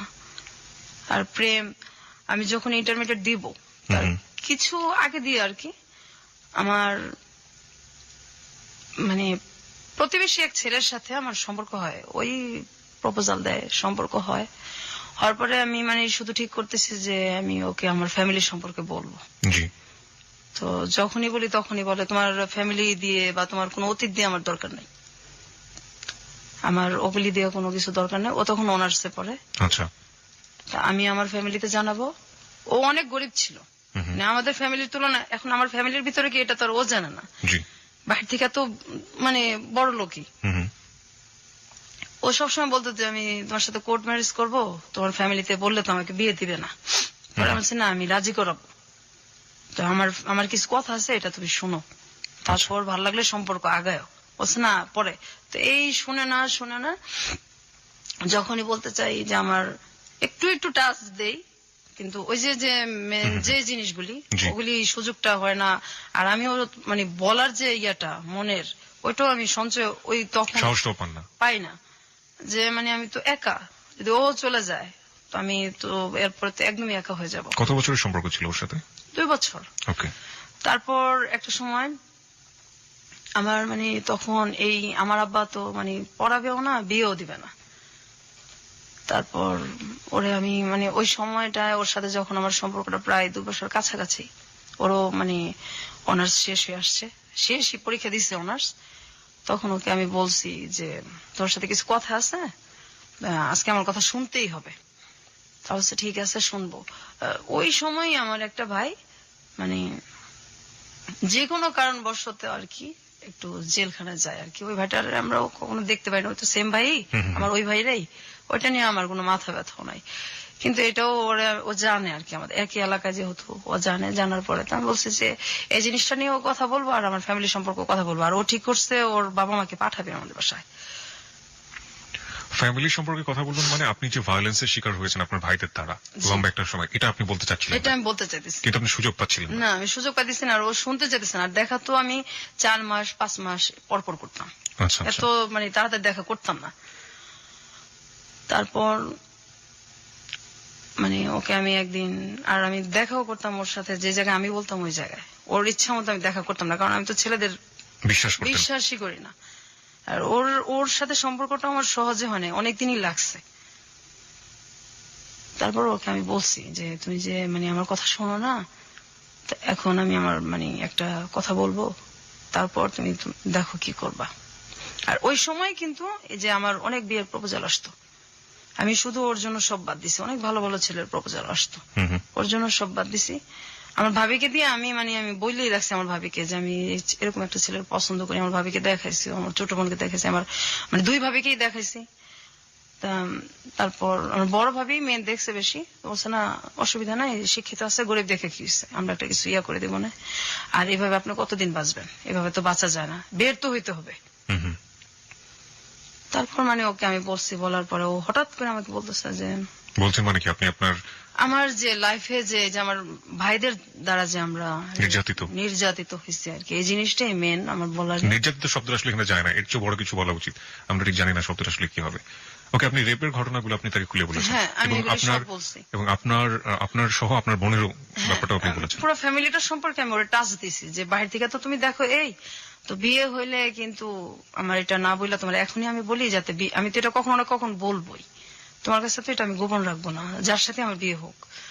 তো এই হইলো। হুম হুম। তো আমি যে ওর জন্য যে ছেলেগুলিকে মানে বিয়ে করি নাই, হুম হুম। যখন আমার বিয়ের প্রপোজাল আসছে এটাও জানে, এবং ও 2-1টাকে দেখছো। ওই সময় ও আমার বলতেছে দেখো আসলে আমি তো তোমার ভালোবাসি নাই, আমি তো একটা মেয়েকে ভালোবাসতাম, ওই মেয়েটাকে ভুলার জন্য আমি তোমার সাথে সম্পর্ক করছি। এই ঘটনাগুলো জানার পর জানার সাথে সাথে আমার এই কথাটা বলছে। আমার তো পায়ের নিচের মাটি তখন নাই। তারপর আমি অনেকটা অ্যাবনর্মালের মতো হয়ে গেছিলাম। 20 দিন 15 দিন পরপর মাথা আঁচড়াতাম, একদম একা হয়ে গেছি, কোথাও কেউ নিত না, বা মনটা ফ্রেশ করার জন্য কেউ নিত না। তারপর হঠাৎ করে আমার এখন যার সাথে বিয়ে হয়েছে আর কি, এর অনেক বছর পরেই, প্রায় 5-6 বছর পরে, 7-8 বছর পরে আমি মানে এই যে আমি কষ্টটা করলাম, আমার আব্বা আমাকে আর পড়ায়ও না, আমি তো তখন ইন্টার এক সাবজেক্ট খারাপ করে আর দেওয়া হইলো না, আর ওর সাথে এটা হইলো। তাহলে প্রায় 1 বছরের মতো আমি একদম চুপচাপ, আমার মানে আমি কি করব, কোথায় যাব, মানে কষ্ট আর সহ্যই করতে পারতেছিলাম না। আবার ছেলেটা এরকম করছে আমার সাথে। ও কি পরে বিয়ে করে ফেলে সঙ্গে সঙ্গে? না, আর অনেক পরে করে। আর পরে যোগাযোগ করেনি আপনার সাথে? না, কখনোই না। এবং আপনার ভাইরা যে এই আপনি যখন খুলে বললেন যে আপনার ভাইরা আপনাকে এই ধরনের আচরণ করেছে আপনার সঙ্গে, ওর এই ব্যাপার নিয়ে আর কোনো কথাই বলেনি? কোনো কিছু কোনো জিজ্ঞেস? কথাই বলে না। ও বলছে আমি আসলে একটা মেয়েকে ভালোবাসতাম, ওকে ভুলার জন্য আমি তোমার সাথে সম্পর্ক করছি। এর পরের ঘটনাগুলো আমরা জানবো শ্রোতা যারা শুনছেন। এবং আজকে বিথির বর আমাদের সাথে উপস্থিত আছেন। বিথির বরের কাছেও আমাদের কিছু প্রশ্ন আছে, আমরা সেই প্রশ্নগুলোর উত্তর তার কাছ থেকে খোঁজার চেষ্টা করবো। তবে তার আগে সংবাদের বিরতি আছে, সংবাদের পরপরই ফিরে আসছি। খুব ছোট্ট একটা বিরতি। আর একবার মনে করে দিচ্ছি, আপনি শুনছেন hello 8920 ABC radio FM 90.2 Kibria আপনার সঙ্গে আছে, আশা করছি সাথেই থাকবেন।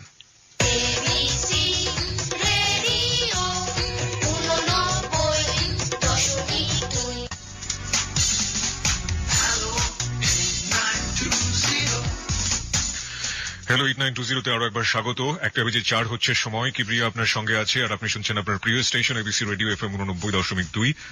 এই হ্যালো 8920 হচ্ছে আপনার গল্প বলার প্ল্যাটফর্ম, আমরা বলি এটাকে, এবং আপনি আপনার জীবনের গল্প এখানে বলতে পারেন। এখানে আমরা কোনো কাকতালীয় অধিভৌতিক কোনো গল্প বলি না, এবং আপনি আপনার জীবনে যেটা ঘটে গেছে সেই গল্পগুলো এখানে বলবেন, এবং সেই গল্প থেকে যারা আমাদেরকে শুনছেন লাখো লাখো শ্রোতা, তারা বিভিন্ন শিক্ষা নিয়ে থাকেন। আজকের গল্প থেকে আমরা কি শিক্ষা নেব? প্রত্যেকটা মানুষেরই আসলে এখানে ব্যক্তিগত একদমই আপেক্ষিক একটা ব্যাপার যে আসলে কি শিক্ষা নেব। তো আমি একটা শিক্ষা ব্যক্তিগতভাবে নিয়েছি এবং নিব, সেটা অনুষ্ঠানের শেষের দিকে বলবো। আর একইভাবে বিথি আজকে আমাদের সাথে আছেন, ছদ্মনাম বলছি, তার আসল নামটা বলা সম্ভব হচ্ছে না আমাদের পক্ষে, এবং আসল জায়গাটাও বলা সম্ভব হচ্ছে না। সে কি শিক্ষা নিয়েছে তার ছেলেমেয়েদের ক্ষেত্রে, সেটাও আমরা জিজ্ঞেস করব। আর ইফাকে আপনাকে আরেকবার একটু মনে করিয়ে দিতে চাই, আমাদের অনুষ্ঠানে আপনি অংশগ্রহণ করতে পারেন। 24 ঘন্টা একটি নাম্বার খোলা রয়েছে আপনার জন্য, 91156668। আবারও বলছি 91156668। এই নম্বরে ফোন করে আপনি আপনার নাম এবং আপনি আপনার সেল নাম্বারটি ধীরে স্পষ্ট করে দিয়ে আপনি যা বলতে চান বলবেন। যে কোনো ধরনের প্রতিক্রিয়া হতে পারে, যে কোনো ধরনের কথা হতে পারে, কিংবা আপনি যদি এখানে অতিথি হয়ে আসতে চান, কি গল্প বলতে চান আপনার জীবনে, সেটা বলতে পারেন, এবং আপনার সাথে আমরা যোগাযোগ করবো। হতে পারে আগামী সপ্তাহে আপনি এখানে আমাদের অতিথি হয়ে আসবেন। এছাড়া ফেসবুকে আমাদের অতিথিদের সাথে যোগাযোগ করতে, অতিথিদের যে কোনো ধরনের সাহায্য করতে, অতিথি প্রোগ্রাম সম্পর্কে অনুভূতি জানাতে, যে কোনো মন্তব্য করতে, আপনি ফেসবুকে একটি পেজ রয়েছে হ্যালো 8920, সেটাতে আপনি যোগ দিতে পারেন। আপনাকে যেভাবে খোঁজ করতে হবে RJ Kibria, RJ space KEBRIA, not KIB, ঠিক আছে? RJ স্পেস KEBRIA, ওখানে আপনি জয়েন করতে পারেন এবং আপনার যা প্রতিক্রিয়া আছে আপনি সেটা জানাতে পারেন। এখন পর্যন্ত আমরা যেসব প্রতিক্রিয়া পেয়েছি, মানে হঠাৎ করে যদি বলা হয় যে পৃথিবীটা ধ্বংস হয়ে গিয়েছে, এবং তারপরও মানুষ অবাক হবে না, এত বেশি অবাক হচ্ছে। এবং আমিও ঠিক এতটাই অবাক হয়েছিলাম যখন আমি বিথিকে ফোন করেছিলাম, বলেছিলাম যে আপনি আসলে কি বলতে চেয়েছিলেন, আপনি একটু বলেন। আমি স্পিচলেস, যেটাকে বলে, আসলে বাকরুদ্ধ হয়ে গিয়েছিলাম। আমরা ঘটনার এখনো শেষের দিকে না, আমরা একটু সামনের দিকে এগোতে চাই। বিথি, সেই ছেলেটা তো আপনার জীবন থেকে চলে গেল, তার 4-5 বছর পরে আপনি বিয়ে করলেন। জি। যাকে বিয়ে করলেন সে আমাদের সাথে রয়েছে এই মুহূর্তে, আপনার বর। এটাও কি আপনার লাভ ম্যারেজ ছিল? না, এই বিয়েটা হলো কিভাবে? বিয়েটা হলো যে আমি আমাদের মানে ও হচ্ছে আমার দুঃসম্পর্কের আর কি এক আত্মীয়র ছেলে, এক দুঃসম্পর্কের এক খালার ছেলে আর কি। তো আমরা যখন ওদের সাথে আমাদের কোনো সম্পর্কই নাই। আচ্ছা। যখন খুব ছোট 5-6 পড়ি, তখন সম্ভবত ওদের বাড়িতে আর কি, সম্ভবত না একবার গেছি আমি আর আমার মানে বড় ভাইয়ের মেয়ে। তখন আমার বড় ভাই তো খুব ছোটবেলা বিয়ে করে ফেলছিল, ওটা বলা হয় নাই। তো ওর মেয়েটা আর আমাদের কিন্তু মানে বয়সের বেশি পার্থক্য না। আচ্ছা। তবে যাই হোক, ওই ভাস্তিটা আর আমার ভাস্তিটা তখন খুব ছোট, মানে ওর কোলেই নেই এরকম আর কি। ওরা নিয়ে গেছি, যাওয়ার পর তো ওই সময় ও সম্ভবত 9-এ পড়ে, 9-এ কি 8-এ পড়ে। ওই সময় গেছি, যার পর এই আর কখনো যাওয়া আসা না, ওরাও কখনো আসে নাই, আমরাও কখনো যাই নাই। তো ও নাকি ওই সময় দেখে আমাকে ভাল লাগছে, ওই 9-এ পড়া অবস্থায় আর কি, ওইটা সে মনে রাখছে আর কি। তো এর মধ্যে হয় কি, আমি মানে আমাদের গ্রামে যাই একদিন বেড়াতে, যাওয়ার পর আমার যে মানে চাচাতো মামা, ওটা সম্পর্কে ওরও মামা হয়। তো ওই মামা আমাকে আর কি বলতেছে যে তোমাকে উমুক আর কি আত্মীয়র ওই মানে ওর পরিচয়টা দিছে। আমি তো চিনি না, কারণ আমি ছোটবেলা একবার গেছি। জি। তাহলে তো আমাকে খুঁজে কেন? সে কি জানি এমনি জিজ্ঞাসা করলো, আমার মাথায় তার কিছু আসে নাই, কারণ আমি তো তারা চিনিই না, ছোটবেলা একবার দেখছি, ওটা তার মনেই নাই। তারপর হঠাৎ করে একদিন আর কি উনি ফোন দেয় আমারে, যে আপনার নাম কি? হ্যাঁ আমার নাম এই। তো ওর আমার নাম বলার পরে আমি চিনতে পারি যে আপনার সাথে আমার কিছু কথা আছে। যে বলেন। আচ্ছা না, আমি তো কথা আসলে ফোনে বলবো না, আপনার সাথে আমি দেখা করবো। আসলে আমি দেখতে এত খারাপ, আপনি আমার সম্পর্কে ভাই হন তো এমনি থাক না, কারণ আমি তো আপন ভাইদের ঘৃণা করি, আর কিসের খালাতো ভাই কিসের কি, ভাই শব্দই আমার কাছে নাই, তো আপনি আমার সাথে কেন দেখা করবেন? সে একটু কাজ আছে আমার, আমি দেখা করবো না আর কি। তারপর অনেক দিন আমাকে অনেক দিন ফোন করছে, প্রায় 2 মাস ফোন করার পরে, খুব রিকোয়েস্ট করার পরে তারপর আমি ঠিক আছে আমি দেখা করবো আপনার সাথে। তারপর আমি দেখা করছি, করার পর উনি বলছে যে আমি আসলে আপনাকে তো সেই ছোটবেলা দেখছি, তো আমি তখন থেকে ঠিক করে রাখছি আমি বিয়ে করলে আপনাকে করবো। বলছে না আমাদের ভাই বিয়ে করা যাবে না, আমি বিয়েটা করবো না, কারণ বিয়ের শব্দটাও ঘৃণা করি। ছোটবেলা ওই যে আমার একবার বিয়ের ইয়েটা হয়েছে, তারপর থেকে বিয়ের শব্দটাও ঘৃণা করি, আর আমি এগুলির মধ্যে নাই, আর বিয়েটা করবো না। আর আমার আব্বা তো বিয়ের টাকা খরচ হবে, বিয়ের মধ্যেও নাই, আর আমার তো তখন বিয়ের না, আমার তখনও আমি কাঁদতেছি যে আমি পড়বো, পড়াশোনা করবো। হ্যাঁ আমার যে পড়ায় গ্যাপ গেছে, আমার যে একটু বয়সটা বাড়ছে, ওইটা আমার কিচ্ছু যায় আসে না, লজ্জাও লাগে না, আমি মেন হলে আমি পড়বো। তখন আমি পড়ার জন্য কাঁদতেছি, যে কেউ যদি আমার সাহায্য করে তখন আমি পড়বো। তখন যে আপনি যদি পড়তে চান তা ঠিক আছে আমি পড়াবো, কিন্তু আমি আপনাকে বিয়ে করবো। ঠিক আছে আপনি বিয়ে করবেন, আমি তো বিয়েটা করবো না, এরকম কথাটা তো বলে চলে আসি, আর কথা হয় না। তো উনি আমার অনেকদিন ফোন দেয়, ফোন দিতে থাকে, এক পর্যায়ে আমি আমার ফোনটা সিমটা আমি চেঞ্জ করে ফেলি। তা আমার ওই মামা তো আমার গ্রামে আমার ওই মামা আমার ফোন নাম্বার গুলি তো সবসময় নিত, ওনার সাথে আমার সবসময় কথা হতো। ওনার আমি বলছি যে আপনি ওনাকে কিন্তু কখনো আমার নাম্বারটা দিবেন না। জি। তখন আমার ওই মামা ওরে কি করে, আমার মামার আবার ও খুব ইয়ে করে বইলা বুঝায়, তারপর ফোন নাম্বারটা দেয়। দেওয়ার পরে ও বলতেছে, খুব কানাকাটি করছে, আপনি ফোন চেঞ্জ সিমটা চেঞ্জ করলেন, আমার তো আপনার সাথে কথা ছিল, আপনি এরকম করেন না। পরে আমি দেখেন আমি বিয়ে করবো না। অনেক রিকোয়েস্টের পরে তখন আমি বলছি যে আমি এরকম একটা মেয়ে, আমি আপনার বিয়ের যোগ্য না। তো বলছে আমি আপনার যোগ্য না, কারণ আমাদের দিক থেকে আর্থিক অবস্থায় ওরা মোটামুটি একটু কম আর কি, আর আমি যে ধরনের ছেলে পছন্দ করি আপনি সেটার মধ্যেও পড়েন না, আমি বিয়ে করবো না। আমি বিয়ে যদি করি আমার যেমন পছন্দ এমন করবো না, আমি করবো না। আবার এদিক দিয়ে খুব চিন্তা করতেছি যে যদি সে আমার সত্যি পছন্দই করে, বিয়ে করতেই চায়, তাহলে আমার এটা শোনার পরে যদি সে ভালো লাগে তাহলে আমি চিন্তা করে দেখবো। আচ্ছা। কারণ আমিও এইভাবে আর বাঁচতে পারতেছিলাম না, আমার আর এইভাবে বাঁচা সম্ভব না। আমি এর মাঝে একবার এন্ডিল 2 বার মুখে নিয়ে আমি ফালাই দিছি, একবার ছোটবেলা আবার বড় হইয়া। আত্মহত্যা করতে গিয়েছিলেন? তারপর আমি মাঝখানে আমি কিন্তু নেশাও করতাম, এটাও আমার বলা হয় নাই। আচ্ছা, কি নিতেন আপনি? আমি ফেন্সিডিল খাইতাম, আমার এক বান্ধবীর সাথে প্যাথেডিনও নিতাম। প্যাথেডিন পেতেন কোথায়? আমার ওই বান্ধবী নিয়ে আসতো। এগুলো নিতেন কেন? ভাল লাগতো না, বাসায় ভাল লাগতো না থাকতে।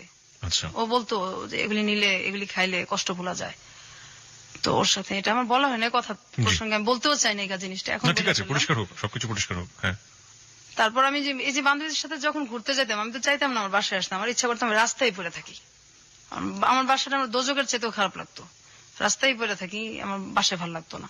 তো এই জিনিসগুলি আমি ওনার সব বলছি ফোনেই, এবং আপনি এই যে রেপের কাহিনী সব বলছি ওনাকে। আমি আমার কিচ্ছু বাকি রাখি না, আমার ফ্যামিলির, আমার যে একটা প্রেম করছি সব বলছি। বলার পরে উনি হাসছে, বিশ্বাস করে নাই, বলছে না এগুলি কি, তুমি আমাকে বিয়ে করতে চাও না সেজন্য এগুলো হ্যাঁ বলছো? তুমি আসলে রাজি না তো এর জন্য এরকম করো, তোমার এগুলি কিছু আমার যায় আসে না, আমি তোমার বিয়ে করবো। বলছি না এগুলি সব সত্যি। তারপর যখন আমি খুব কান্নাকাটি করছি তখন উনি আর কি বিশ্বাস করছে এক পর্যায়ে, করার পরে বলছে যে এগুলি আমার কোনো কিছু যায় আসে না, আমার তোমার ভালো লাগছে, আমি বিয়ে করবো, বাস করবো। তা আমার বাড়ির কেউ রাজি না, আমি বাসায় এটা জানাইছি ব্যাপারটা, আমার বাসায় কেউ রাজি না। আমার দুই ভাবি তো আমার আমার মায়ের ভালোবাসা আমার 2 ভাবির কাছ থেকে আমরা পাইছি। মা বলতে আমার ওই 2 ভাবি। অনেক যদি রাগারাগিও করি, মানুষ তো বাবা মাকে এটা বাবা মায়ের সাথে বুঝায়। জি।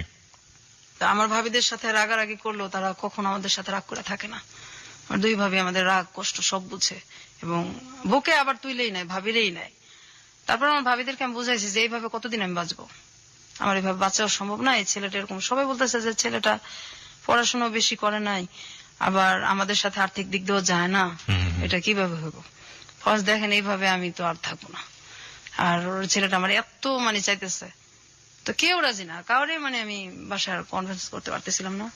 তারপর এক পর্যায়ে ও আমার কিভাবে জানি আমার বড় বোনের হাজবেন্ডের ফোন নাম্বার নেয়, ওনার সাথে মানে খুব যোগাযোগ করার পরে উনি আমার আব্বাকে আর কি খুব রিকোয়েস্ট করে, উনি ওর সাথে দেখা করছে, কথা বলছে যে ছেলেটা যেমনই হোক ছেলেটা ভালো, আপনি দিয়ে দেন, বিয়ে দিয়ে দেন। আর এদিকে আমিও আমার মানে বাসায় বলছি। তারপরে এক পর্যায়ে বিয়েটা হয়। তো বিয়ে হওয়ার পরেও মানে আমি ওদের বাসায় অনেক কষ্টে ছিলাম, এখন তো একটু আলাদা হয়েছি। ওর মা আর বোনের, ওর বাবা নাই। আচ্ছা, আমি এই প্রসঙ্গে আসতে চাই। আমি একটু আপনার বরের কাছে যেতে চাই। আপনি অনেকক্ষণ ধরে বসে শুনছেন এবং মাঝে মাঝে চোখ মুছছিলেন আপনার ওয়াইফ যখন কাঁদছিল। আপনি যে এই যে ওর ব্যাপারগুলো জানলেন এবং জানার পরেও আপনি ওকে বিয়ে করেছেন, সাধারণত এরকম হয় না। যেমন যাকে সে 2 বছর ধরে লাভ করেছে এবং সেই ছেলেটাও জীবন থেকে চলে গেছে এটা শোনার পরে, এবং কোনো প্রশ্নও করে নাই যে আসলে কি, জাস্ট কেটে পড়ার জন্য সে বলেছে অন্য একটা ছেলেকে মেয়ে লাভ করেছে। তো আপনি কেন তাকে বিয়ে করলেন? আমি করলাম তার কারণ হচ্ছে আমি আসলে তাকে ভালোবাসি, ছোটবেলা থেকে দেখছিলাম একবার, তারপর থেকে আমার মনের মধ্যে ওর জন্য একটা জায়গায় তৈরি হয়েছে। তো যে কথাগুলো ও আপনাকে বলছে, আপনি যখন মানে প্রথম যখন কথাগুলো আমাকে বলছে, আমি তো বিশ্বাস করতে পারিনি। এটা বিশ্বাস করার কথা না, জি, কারণ বাবা মা এরকম হয় বা ভাইরা এরকম করতে পারে, এটা তো ভাবাই যায় না। আমি প্রথমে শুনে তো প্রথমে এটা আমি ওইভাবে নেই না, আমি প্রথম বুঝতে পারছি যে ও আমাকে পছন্দ করে না, বিয়ে করতে চাচ্ছে না, এই জন্য হয়তো আমাকে মিথ্যা কথা বলতেছে। যখন এক পর্যায়ে খুব কান্নাকাটি করলো, সত্যি কথাগুলো মানে বুঝাইতে পারলো, তখন আমি তো মানে নিজেই হতভম্ব হয়ে গেছি, এটা কি করে হয়, আপন ভাই এগুলি। তো আমি পরে বললাম যে দেখো ভাই, ওইটা একটা অ্যাক্সিডেন্ট বা একটা দুঃস্বপ্ন মনে করতে পারো তুমি, ওইটা নিয়ে আমার কোনো মাথা ব্যথা নেই, কারণ এখানে তোমার কোনো দোষ ছিল না, তুমি পরিস্থিতির শিকার। ওইটা আমার কিছু যায় আসে না, আমি তোমাকে ভালোবাসি, যে কোনো কিছু বিনিময়ে তোমাকে চাই। ভাইদের মুখোমুখি যখন আপনি হন, আপনার ফিলিংসটা কি হয়? সে তো আপনাকে বলে বোঝাতে পারবো না। যদি আল্লাহ তাআলা আমাকে ক্ষমতা দিত, এই বিচার মনে আমি নিজে হাতেই করতাম। আচ্ছা বিধি, আপনার কাছে একটু আসি। আপনি এখন আপনার সেই বাপের বাড়িতেই আছেন এবং আপনার নিচতলায় থাকেন সম্ভবত, রাইট? হ্যাঁ, এটা আমি যে কয়েক মাস আগে আসছি। আমি তো অসুস্থ। কেন আসছেন? আসছি, আমি খুব অসুস্থ থাকি। আমার মানে ওই যে আমার শরীরের যে থাইরয়েড, এটা সম্পূর্ণ শুকিয়ে গেছে। টেনশনে আমার ডায়াবেটিস হয়েছে, আবার হাই প্রেশার হয়েছে, এত অল্প বয়সে, সব টেনশনের কারণেই হয়েছে। তো মাঝে মাঝে এত অসুস্থ হয়ে পড়ি যে আমি মানে রান্না বান্নাও করতে পারি না, এরকম অবস্থা হয়। তো কাছে থাকলে আমার 2টা ভাবি আছে, ওনারও খুব ভালোবাসে, ওনারা আমাকে দেখে। আপনারা যে বাসাতে থাকেন সেখানে কি আপনাদেরকে ফুল ফ্যাসিলিটি মানে যে সুযোগ সুবিধাগুলো দেওয়া হয়? মানে আপনার শ্বশুর কি দেয় সুযোগ সুবিধাগুলো? না না, না, না। কোনো আমার ভাইদেরকে যেভাবে দেখতো আগে থেকে ওইভাবেই দেখে। আর আমি তো এই বাসাটা যে ভাড়া নিচ্ছি, আমাকে ভাড়াও দিবেন আমার বাবা। মানে আপনাকে ভাড়া দিতে হয় নিজের বাড়ি? অবশ্যই। আমার ভাইরা থাকে 2 ফ্ল্যাট নিয়ে, ভাইরা 2টাও থাকে। তারা কারেন্টের বিলও দেয় না, বা ভাড়া তো প্রশ্নই আসে না, যেখানে বিলটাই তাদের কাছ থেকে নেওয়া হয় না। কিন্তু আমার কাছ থেকে সবই নেওয়া হয়। এবং আমি যে ভাড়াটা নিচ্ছি, এটা অনেক রিকোয়েস্ট করে নিচ্ছি। আমার আব্বা আমাকে ভাড়াও দিবে না, আমি খুব রিকোয়েস্ট করে, খুব কান্নাকাটি করে তারপর ভাড়াটা নিচ্ছি, আমাকে দিবে না এখানে ভাড়া। আর আমার ভাইরা তো বলছে অনেক আগে যে মানে আমি একদিন বলছিলাম যে ওদেরকে দিলে আমাদেরকে দিবেন না, এখন তো আমরা বড় হয়েছি, এত কষ্ট এখনো দেন, আপনিও তো একসময় মারা যাবেন। আমার ভাইরা বলছে যে এই চোখ 2টা উঠায় ফেলবো আর তাই না ছাদের মধ্যে রোদ্রে দিয়ে রাখবো, এই বাসার তুই কে, কোনো কথা বলতে পারবি না এই বাসায়, আর এই বাসার তোরে আর মানে আর আমার ছোট বোনটারে কিচ্ছু দেওয়া হবে না, কি তোরা কে এই বাসার। আমার আব্বার সামনেই বলছে। আরে আমার আব্বার সামনে এটা তো নতুন কিছু না, আগে থেকে তো এর চেয়ে অনেক কিছুই হয়েছে। আপনি এখন আগের চেয়ে অনেক স্বাবলম্বী বলতে পারি, কারণ আপনার হাজবেন্ড আছে যে সবকিছু জানে, আপনাকে লাভ করে, আপনার হাজবেন্ড রোজগার করে, তার রোজগারের পাশে আপনাদের সংসার চলে, সুতরাং আপনি আপনার বাবার উপর ডিপেন্ডেন্ট না। এখন যদি আপনাকে বলা হয় যে আপনি আইনের দ্বারস্থ হন এবং আইনের দ্বারস্থ হয়ে আপনার যে অধিকার সেটা আপনি আদায় করে নেন, আপনি সেটা করবেন? না, আমি করতে পারবো না, কারণ তাহলে আমার যে ভাইরা এই সমস্ত কাজগুলি করছে তারা মোটামুটি ভালো ফর্মে আছে, তো আমার হাজবেন্ডকে হয় মেরে ফেলবে, না হয় আমাকে মেরে ফেলবে, আমি থাকতে পারবো না, বাঁচতেও পারবো না। এবং আমি যেখানে আসছি এটা যদি জানাজানি হয় তাহলে যে আমার কি হবে আমি চিন্তাই করতে পারি না। এই রিস্কটা আপনি কেন নিলেন? আপনি কেন এত বড় জানার পরেও আপনি কেন রেডিওতে এসে লাখ লাখ মানুষের সামনে আপনি আপনার জীবনের কাহিনী বললেন? আমি মেন আসছি আমার ছোট বোনটার জন্য, যে আসলে একসাথে বড় হয়েছি, ওর কথাগুলি রেজিস্টার না আনলে আমারটাও চলে আসে, এই কারণে হয়তো আমার গুলিও বলা হয়ে গেছে। আমার ছোট বোনটার জন্য আসছি, আমার ছোট বোনটার জন্য আমি অনেক জায়গায় গেছি, ওর চিকিৎসাটা হোক। ও যে মানুষ এটা তো ভুলেই গেছে, ও যে মানুষ, ওর যে বাঁচার অধিকার আছে, ও তো মানুষ। তো ওর জন্য মানে যদি কেউ ওর চিকিৎসার জন্য সাহায্য করে, বা ওর যে কষ্টটা, আমার যে কষ্টটা, এটা মানুষ জানুক। আর আপনি যেভাবে মানুষের ধৈর্য সহকারে যে কথাগুলি শুনেন, আমি তো আমার হাজবেন্ড ছাড়া কাউকে এগুলি বলতে পারিনি, আর আমার ভাবিরা ছাড়া। তো আপনার কথা শুনে আমার খুব ভালো লাগছে। আমি চিন্তাও করি নাই যে আমি মানে কেন যাব, কি করব, আমার ভালো লাগছে, আমি চলে আসছি। কিন্তু যখন আমি জানাইছি যে আমি আসবো, তখন আমি চিন্তা করছি আমি যে দিলাম